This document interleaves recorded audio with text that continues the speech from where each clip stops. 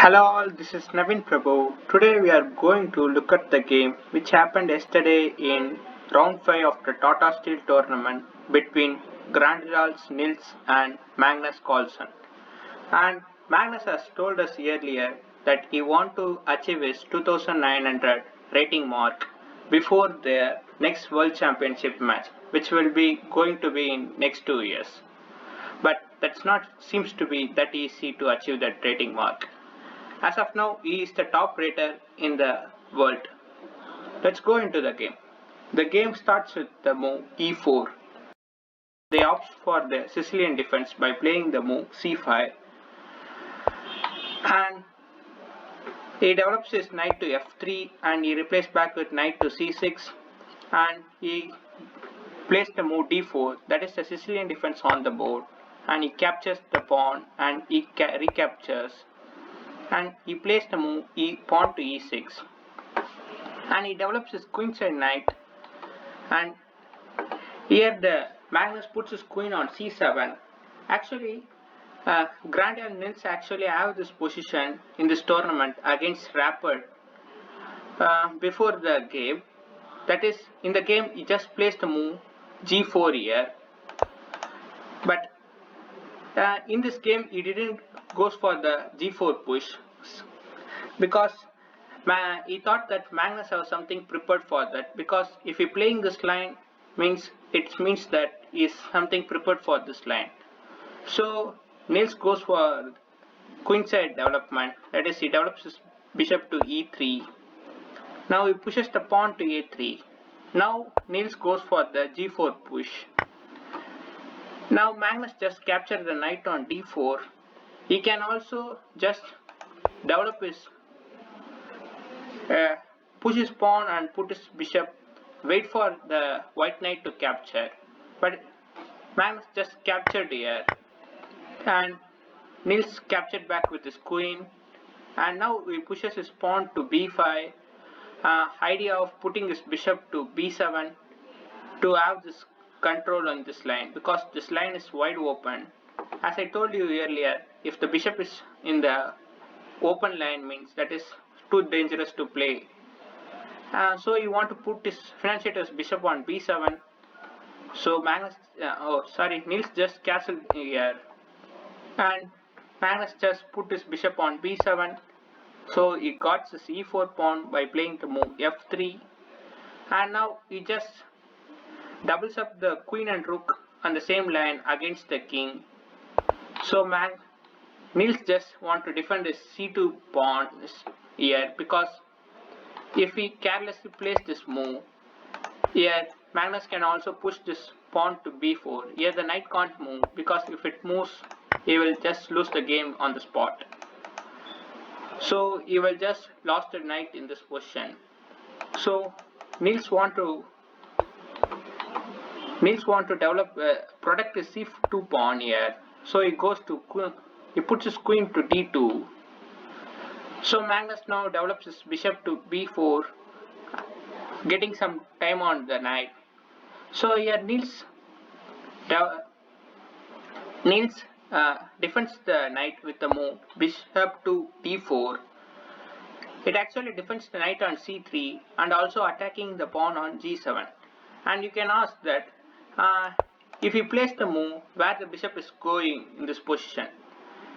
In this position, he can also just capture this pawn here, because if the queen captures here, we can just deliver this check and pick up this bishop here.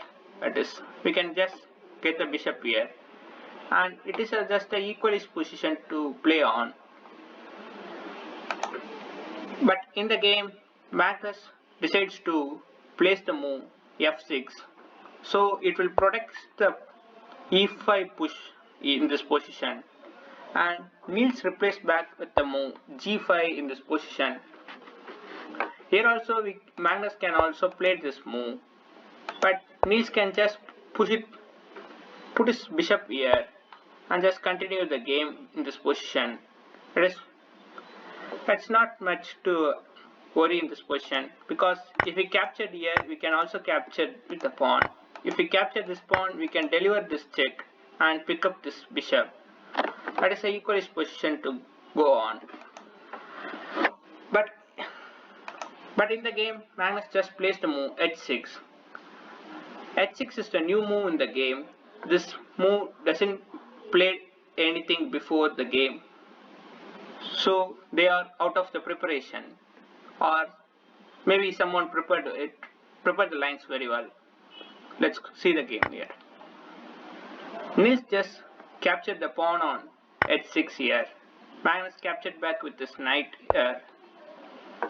And here Nils pushed the pawn to a3 and asking Magnus whether he want to retrieve his bishop back or just to capture the a3 pawn and take the b2 support from this knight and putting pressure on the knight. But Magnus just captured here and asking Nils what you have just prepared for. He pushes the pawn to e5, asking the bishop to move somewhere so that he can just capture the knight in this position. But Nils just captured the b5 pawn here. The queen is attacked, so knight should be captured first. He captured the knight here. He just puts his bishop to b2 and having some protective setup around his king. Now Magnus actually played a somewhat dubious move or somewhat mistaken move. That is, he placed the move pawn to d5. Actually, I want to show you a line before this move. The best move in this position is you have to play the move knight to f7, and after the h4 push, he can place the move d5. Actually sacrificing the b5 pawn. The king will move here. After this queen check, the king will go to g8, and we can also put the queen here. As you see, the pawn on d5 is not pinned with the king, but in the actual game there is a similar position like this, which is actually pinned with the king. Now it is not pinned with the king. That makes a lot of sense in this position because we can also push the pawn here. If it is pinned, we can't be able to push the pawn forward. But in the game, before playing the knight move, maybe he forgot his preparation, or maybe have some plan against this push also. We don't know what Magnus has prepared in this position. He just pushes the pawn forward. Now Nils just captured the pawn and accepted his challenge. The king moves to f8, and here the best move is to give him this check and push the king here, and we can pin the pawn in this position, which is the greatest advantage for white. As you see the engine analysis here, it gives 1.2 advantage for white, which is greater to play. I show you the lines here. You have to block this discovery now, like playing the move knight to f7. Now we can capture the pawn.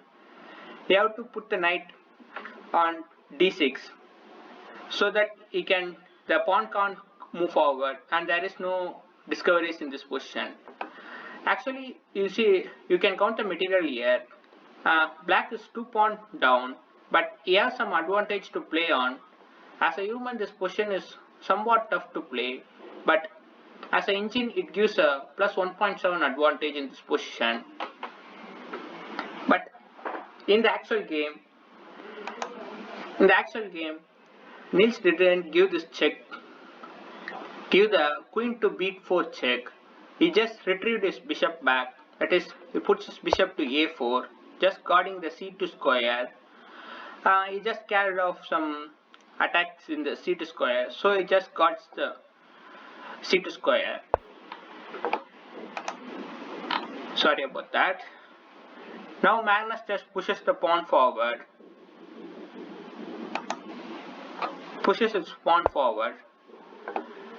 Now he just blocks the king to go to g8 square. Bishop is eyeing that square. Now he just takes his knight to f7, and now he gives the queen check here. Actually, this check is not that great move in this position, but he gives this check. Magnus just moves his king to g8, and he guards the c2 square by playing the move rook to d2, and also not only guarding the square, he also planning to shift the rook on the g file and doubling the another rook and creating some pressure on the g7 square, which will be somewhat complicated to defend for black. Now Magnus just puts his bishop to a6. Idea of pushing the pawn or putting the bishop here, and Nils just pushes the pawn forward, and here the positions are becoming so much complicated in this. Now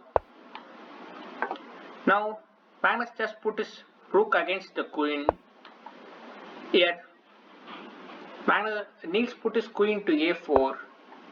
Magnus attacks with his bishop, and they repeats moves for 2 times.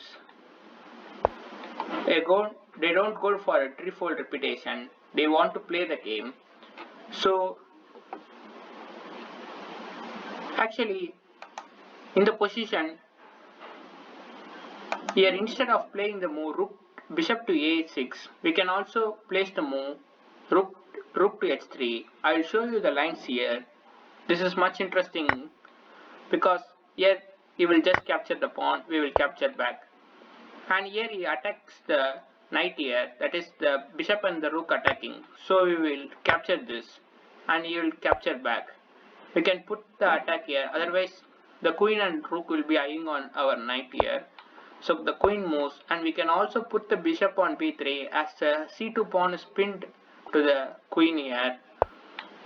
So it just creates lot of attack against the white king. It's so much difficult to defend for him. But Magnus didn't go for this stuff. They just repeat the moves in this position. And here Magnus just plays the move rook to h3. But here he can also continue the game by playing the move bishop to e2. Because the queen has attacked here, you have to move the queen in this position. Now we can just place the move rook to h3. If the bishop is accepted here, we can just capture the bishop on b3 and threatens the b2 bishop, because that rook is doubled in this position and the c2 pawn is pinned. We can't capture the rook here. So we just captured the bishop here. We will capture with our king here. Now the rook can capture the bishop, and we can just put our rook on b3 and asking the bishop to move. If the bishop moves, we can just deliver this b1 check and pick up this rook here, and it is not that easy to defend for white in this position. As you see the analysis here, the black is getting -3.2 advantage in this position. It is not easy for white to defend in this position. But instead of playing the move bishop to e2, Magnus first plays the move rook to h3, thinking that rook to h3 and then followed by bishop to e2 will also result in the same position. But it is not in this case, as you will see in this position. Here Nils just captured the pawn here. Magnus captures back and he plays the move rook to g1, putting some pressure on the g7 square. He also planning to shift the d rook to g2 to attack on the g7 square. Now Magnus just blocks that pathway with the move bishop to e2, and it is not that great to play this move because in the position instead of this move, this is rook to f2 is good because it just puts some attack on this line, and I will show you a sample line in this. We can have to capture here. He will capture. He will just move here, and we will just take our knight and attack this pawn, and there is so much pressure around the king is coming around. It is so tough for white to play in this situation. But in this position, Magnus just blocks the rook's pathway by playing the move bishop to e2. Now, wait a minute. Now the best move in this position is, that is, instead of playing the bishop to e2 move, there is an interesting move to play in this position. That is, you need to play the move bishop to a6 in this position, which actually Magnus missed the spot. As you see the analysis here, it is showing minus 1.5 for black. If you place this move, it's reducing this analysis to minus 0.5 in this position. The correct move in this position is to place the bishop to a6, because now if you capture this knight, we can also just put our king on h8 and threatening so much in this position. The queen is attacked here, so the best move in the position is to play the move rook to g3, and Magnus have to go back. He can't carelessly capture the queen here. If he does, this is a checkmate here. And if we capture this rook first, we can also capture it with the pawn and threatening the checkmate on h2 square. And if he tries to escape by playing the move rook pawn to g5, there is an interesting move to play on this situation. I give you a few seconds. You can try it by yourself. I hope you found this move. That is, you can also capture the d4 pawn with your queen, and he can't capture the pawn back. If he does, there is a checkmate in two moves. That is, bishop captures here and king moves forward, and this is a checkmate here. So you can't accept this rook. You have to take this rook and go back. And now we can retrieve our bishop here, and we can capture the queen here. And Nils will have just two rooks and two bishops against the queen, bishop and the rook, which is equally to play on, but as a human it is somewhat difficult to play in the situation, as the engine is showing minus 1.5 advantage for black. But in the move, he didn't spot the bishop to a6, because after the bishop to a6, after bishop captures, we have to place the move king to h8, which is difficult to spot as a human. But in the game, he just placed the move bishop to e2. Now bishop captures here. Now we can't just push the king in here. We have to capture the bishop in this position. So the king captures the bishop here. If the king moves here, we can also capture this rook, and the queen captures. After, we can also take this bishop, and Magnus have to defend this position against the two rooks, two bishop with his queen and rook, which is not difficult, which is so much difficult to play on this position. So it will be an easy win for white in this game. So we need to accept this bishop in this position, and Magnus captured the bishop, and now he moves his queen in this position. Now we have just attacked this bishop here, and there is also interesting move like this. We can also now place the move rook h b3 and attacks this bishop. That is also in the position, but Magnus just attacks with his queen. Nils just placed the move queen to b4 and stops the attack on the b2 bishop. He just placed the queen back to c7. He moves it back to a4. Now he plays the move bishop to b5, which is not that great. There is a move that is bishop to c4 is great to play, but we can't analyze each and every line, which is so much tough to analyze. He can also place the move rook to b3, as I told you earlier.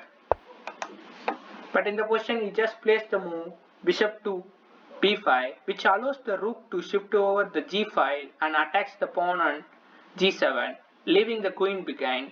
Because if the queen is captured now, we can just capture the pawn and give him a check. After the king moves, we can just pick up the queen, and the position is equal to play on, and it is open to play. It becomes a dead draw soon. But after the rook lined up, Nils just give him this check in this. After the rook came here, Magnus just defended his pawn on g7 with a move rook to h7, and now Nils defended his queen by moving to b3 and giving a check to the king. Now Magnus just blocks the check and opening the discovery for the rook to attack his queen. Now he just shifted the queen to king side and threatening g6 check here. Nils Carlsen just blocks it with the move queen to b6, which also attacks the b2 bishop and also guarding the g6 here. Though Nils gives the check and trade the queen in this position, he captured back with his rook here. And now Carlsen just puts his rook to c8, maintaining the pin here. Idea of pushing the d3 or putting his bishop to d3 in this position. As you see, the time is only 1 minute 7 seconds left for Nils in this position. In a hurry, he just made a little mistake in the game. It is actually equalist in this position, but here he wants to place the move, that is king to b1. Instead of that, he just placed the move rook to g5, which just gives some advantage for black. It just invites the bishop to come to d3 square and attacks the c2 pawn. And in the position, he also attacking the e4 pawn. Nils can't just put his rook and defend in this position, which he will just capture the pawn on e4, which will also attack the rook here. So Nils just planned to give him this check and pushes the king backward. After that, he wants to defend in this way, which will not invite the bishop to capture the e4 pawn with the tempo. First, if the rook on g2 square, it will just capture the pawn on e4 with the tempo.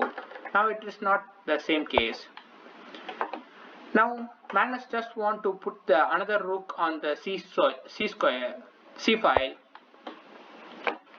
Now Nils just attacked the bishop here. Now he captured the e4 pawn and he just puts the rook to e1 and attacking the bishop. If the bishop moves, he will just get the e5 pawn in this position. So Magnus defends the bishop with the move rook to h4. And now Nils just spot some amazing drawing combination in this position.